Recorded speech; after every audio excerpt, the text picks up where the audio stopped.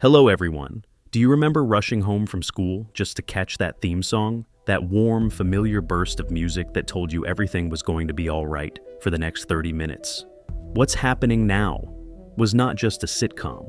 It was a gathering place, a living room you were always welcome in, filled with laughter that felt real because the people delivering it were real. But time moves in only one direction, and not everyone who made that show shine has made it to the other side of it. Some are gone, some are struggling, and some are still standing, still working, still smiling. Hi, my name is Edward, and this is Screen Legends. Ernest Thomas, Raj.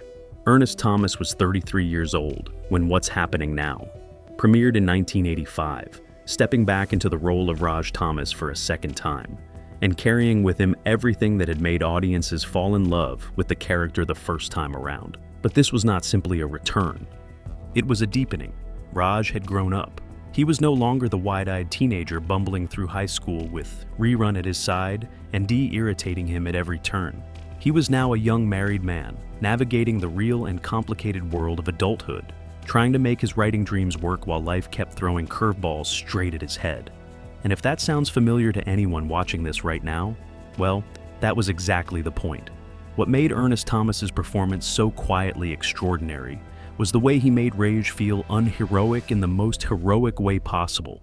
Raj was not rich. He was not cool in the traditional television sense of the word. He worried. He second-guessed himself.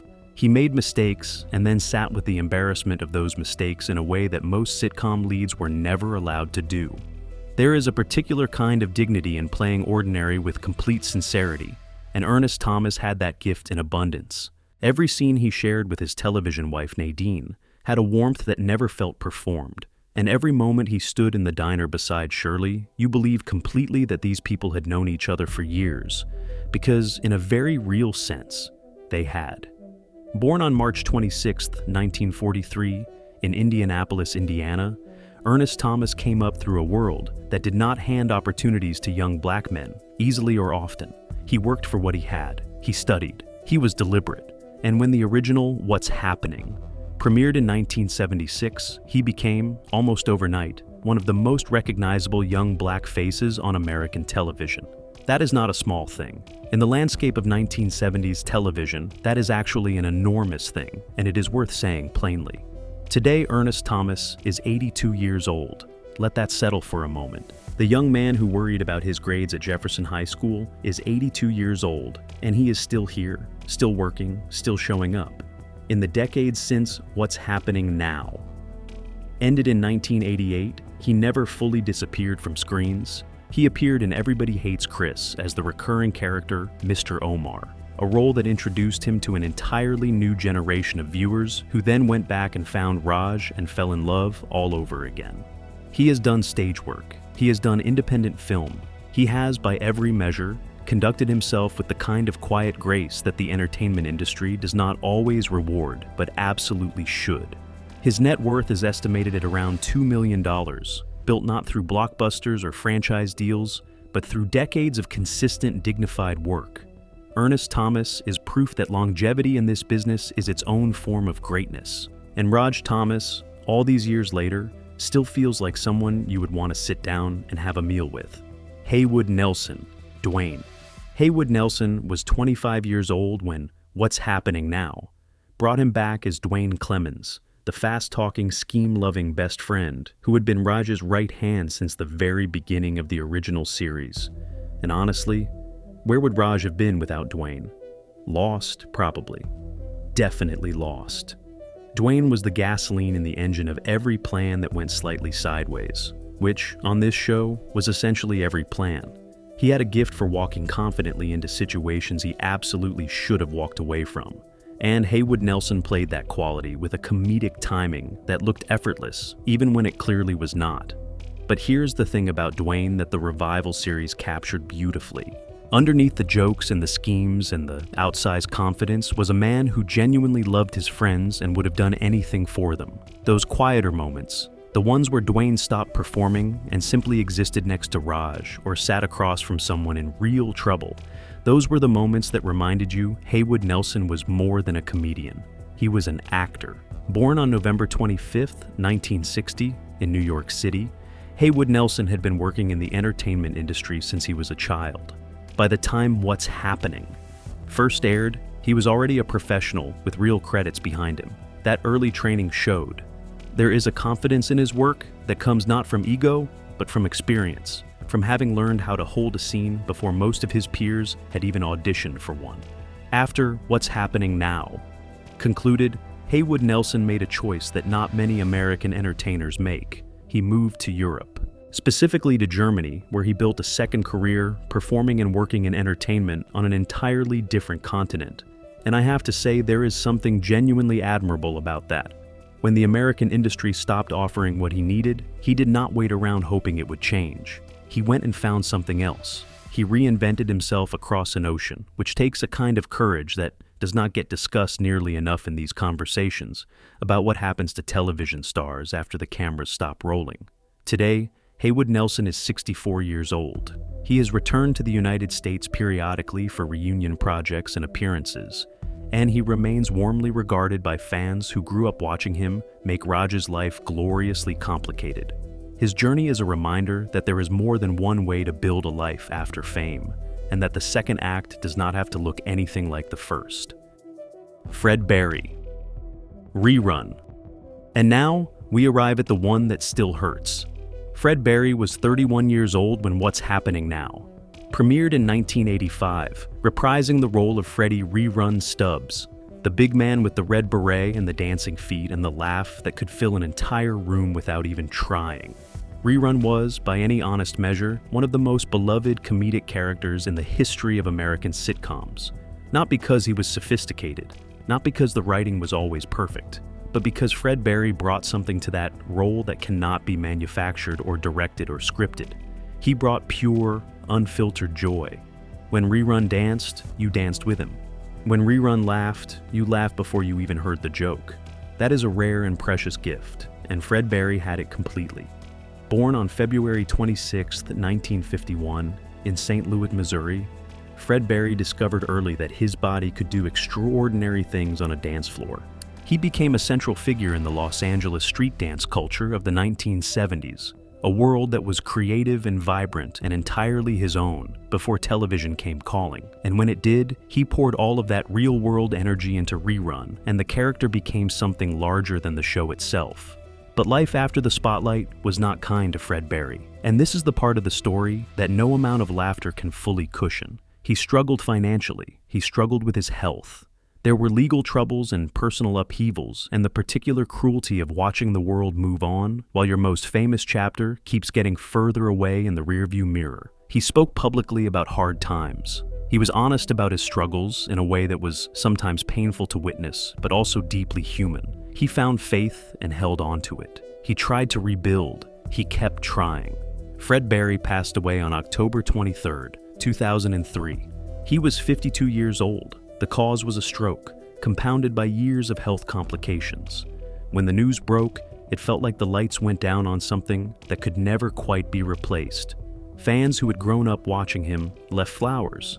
People who had not thought about what's happening in years suddenly remembered every episode, every dance, every time Rerun made them forget whatever was bothering them. That is his legacy. Not the struggles, not the hardships, the joy, the dancing, the red beret. The man who made an entire generation feel like everything was going to be all right for 30 minutes. Rest well, Fred. You earned it. Danielle Spencer. D. Danielle Spencer was 14 years old when the original What's Happening began, which means she quite literally grew up on television in front of millions of people as the sharp-tongued, fast-thinking little sister, D. Thomas. And if you ever underestimated D. Thomas, she made sure you regretted it within approximately one scene. Dee was the kind of character who existed to remind every adult in the room that being small does not mean being less. She was observant. She was witty. She was occasionally ruthless in the most delightful possible way. And Danielle Spencer played her with an intelligence that went well beyond what the scripts asked for. By the time What's Happening Now arrived in 1985, Danielle Spencer was 22 years old and bringing a more mature Dee to the screen. The dynamic had shifted. Dee was no longer just the little sister scoring points off Raj. She was a young woman finding her place in the world, and that transition gave Danielle Spencer room to show a different range entirely. Born on June 24, 1963, in Pasadena, California, Danielle Spencer had a presence on screen that felt natural from the very beginning, the kind of ease that usually takes years of training to develop. She was funny, without trying to be funny, which is actually the hardest thing in the world to do. After What's Happening Now ended, Danielle Spencer made a choice that surprised a lot of people. She stepped back from Hollywood, not dramatically, not with any public statement. She simply redirected her life toward education and away from the relentless machinery of the entertainment industry. She went on to study and pursued a life that was genuinely her own, defined by her choices rather than by audition rooms and industry politics. Today, Danielle Spencer is 62 years old, and she is one of those rare former child stars who seems to have navigated the whole experience with her sense of self completely intact. That, in its own quiet way, is its own kind of success story. Shirley Hemphill. Shirley. If you watched What's Happening and What's Happening Now, and you did not laugh at Shirley, I am going to need you to check your pulse. Seriously. Find a doctor. Something has gone wrong somewhere. Shirley Hemphill was 40 years old when the revival series began in 1985, stepping back behind that diner counter as Shirley Wilson. And she was, without any serious competition, one of the greatest scene stealers in the entire history of the American sitcom. Not one of the greatest black sitcom performers. Not one of the greatest female performers. One of the greatest. Full stop. No qualifier needed. Every single line she delivered landed with the kind of force and precision that you simply cannot fake and you absolutely cannot teach. That timing was not a trick. It was not a technique she learned in a classroom somewhere. It came from years of standing alone on a stage in front of a live crowd, with nothing between her and that audience but a microphone and the courage to be funny. Born on July 1, 1945, in Asheville, North Carolina, Shirley Hemphill came to television through stand-up comedy. And that foundation was visible in every moment she spent on screen. She understood rhythm the way a musician understands rhythm. She understood the pause. She understood that sometimes the single funniest thing a performer can do is absolutely nothing at all. Just stand there, let the silence breathe, and wait for the audience to walk right into it. That is a stand-up comedian's deepest instinct, and Shirley Hemphill had it working at full power every time the cameras rolled. What people sometimes forget, because the laughs were so loud and so frequent, is how much genuine warmth she packed into that character. The relationship between Shirley and the boys, and particularly between Shirley and Raj, had a texture that went well beyond employer and customer. She complained about them constantly. She threatened to throw them out on a weekly basis. And she would have moved mountains for any one of them without a second thought. She was a maternal figure wearing the costume of a perpetually exasperated diner owner, and audiences understood that instinctively. They felt the love underneath the grumbling. They felt it every single week, and it kept them coming back. After What's Happening Now ended, Shirley Hemphill continued working in television, though her health began presenting serious and ultimately insurmountable challenges. She faced kidney disease with the same stubborn resilience she had brought to every other obstacle in her life. But on December 10, 1999, Shirley Hemphill passed away at her home in West Covina, California. She was 54 years old. No long farewell, no final curtain call, just gone. And the morning after felt genuinely different, a little quieter, a little less warm, a little less funny than the world had any right to be without her in it. There was no replacing Shirley Hemphill. The space she left is still there. It always will be. Mabel King. Mama. There are performers who play a role, and then there are performers who simply become the role so completely and so naturally that you genuinely cannot imagine anyone else ever attempting it. Mabel King belonged to that second, much rarer category. She was 50 years old when What's Happening Now brought her back in 1985 as Mabel Thomas, the mother at the center of the Thomas household. And from the moment she appeared on screen, it was abundantly clear that the word mother was doing about half the work required to describe what she actually was. She was not playing a mother. She was playing a force of nature who happened to also be a mother. And that distinction matters more than it might initially sound. A mother is a role. A force of nature is a presence. And Mabel King had presence the way some buildings have presence. You feel it before you even fully see it. Every single time she walked into a scene, the entire room reorganized itself around her. The other performers adjusted, the energy shifted, the comedy sharpened. That is not a skill you develop through training or technique or years of careful practice. That is something you either carry inside you or you do not. And Mabel King carried it in quantities that most performers could not have dreamed of. Born on December 9th, 1932, in Roanoke, Virginia, Mabel King built a career that was genuinely and impressively larger than any single role could contain. Before she ever set foot in Rob's Place, she was already a titan of the American stage. She appeared in the original Broadway production of The Wiz as Eveline, the terrifying and absolutely spectacular villain. And the performance stopped audiences cold in the way that only truly great live theater can. People who were in that theater still talk about it. She earned a Tony Award nomination for that work, which places her in a category of theatrical achievement that the sitcom world rarely pauses long enough to acknowledge properly. Her film career included the movie version of The Wiz, alongside Diana Ross and Michael Jackson, bringing that same enormous, undeniable energy to one of the defining cultural productions of the 1970s. The small screen, for all the love audiences gave her through it, could only ever partially contain what Mabel King actually was as a performer. But the years that followed, What's Happening Now, were marked by suffering that no amount of talent or dignity or faith could fully hold back. She was diagnosed with diabetes, and the disease progressed in ways that were both cruel and relentless. A series of strokes gradually diminished her mobility, and eventually her ability to work at all. By every account from those who knew her, she faced every stage of that decline with a grace and composure that was entirely consistent with the woman she had always been. On November 25th, 1999, the same year the world lost Shirley Hemphill, which still feels genuinely staggering to say out loud, Mabel King passed away at the age of 66. Two pillars of the same beloved show, the same year, gone within weeks of each other.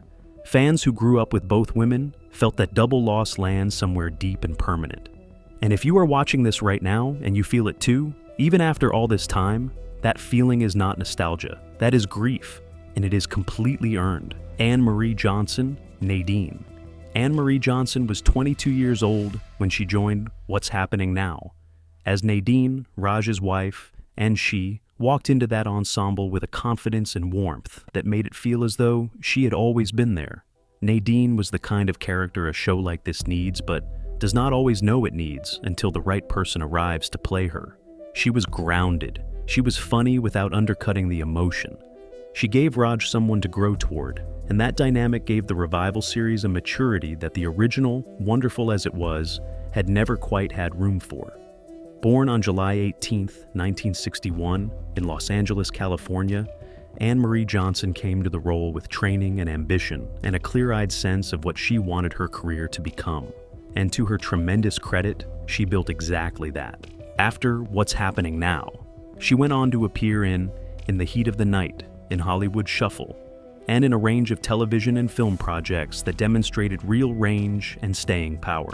She became, over time, not just a performer, but a presence within the industry itself, taking on advocacy work and becoming a respected voice on issues of diversity and representation in Hollywood. Today, Anne Marie Johnson is 64 years old, and she remains one of the most genuinely accomplished careers to emerge from the What's Happening Now. Cast. Her net worth is estimated at around $3 million, earned through decades of consistent and meaningful work, both in front of and behind the camera. She is, in the very best sense, someone who used the platform the show gave her and never stopped building on it. Reginald VelJohnson, recurring/guest. Now, here is a name that will make a certain segment of this audience sit up a little straighter, because Reginald VelJohnson occupies a genuinely unique place in the landscape of American popular culture. He appeared in and around the What's Happening Now universe in the mid-1980s as a familiar, warm, comic presence.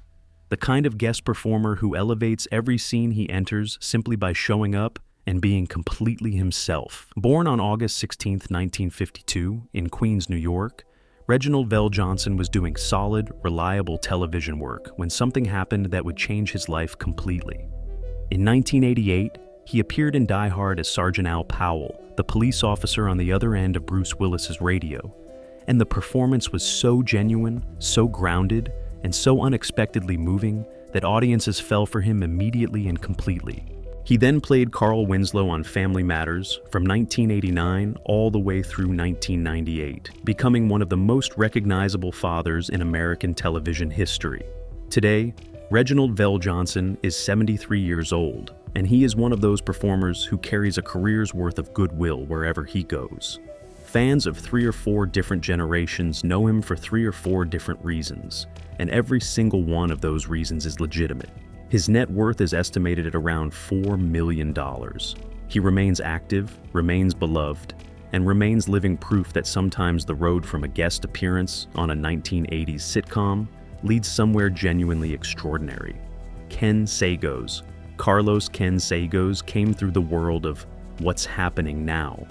As a supporting presence, the kind of recurring face that fills out a world and makes it feel populated and alive.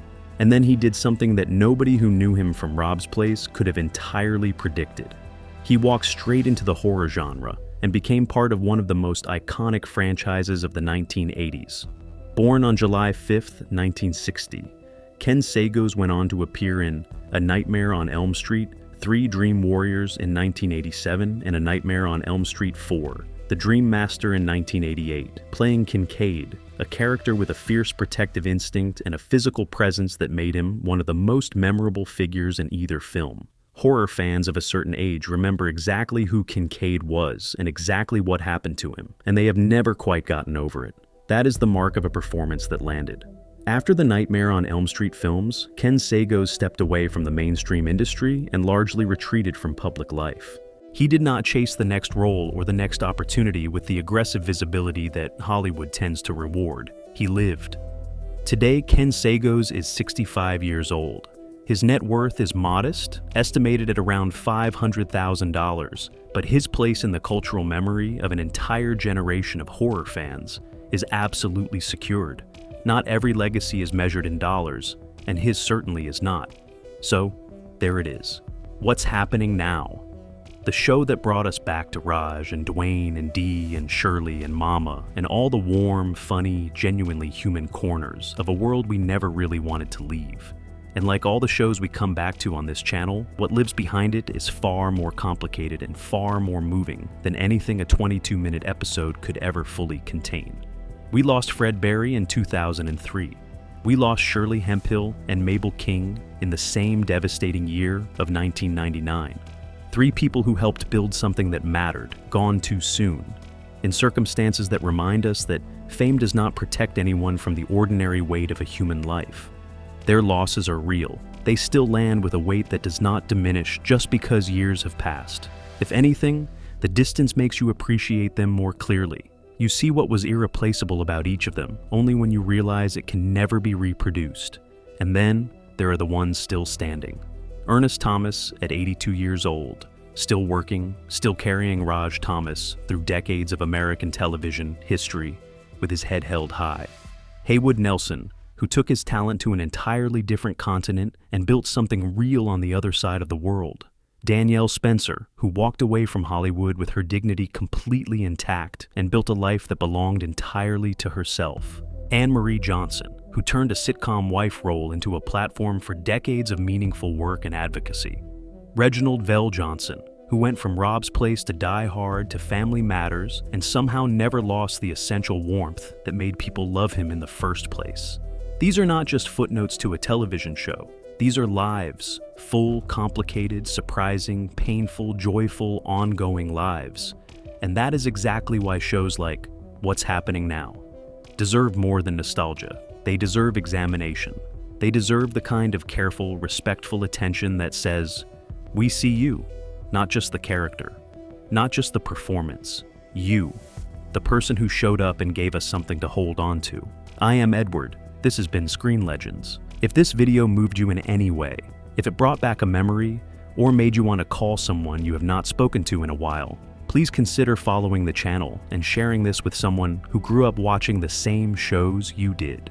There is something powerful about remembering together. There always has been, and we will keep doing exactly that. One story at a time, one face at a time, one life at a time. We will see you in the next one.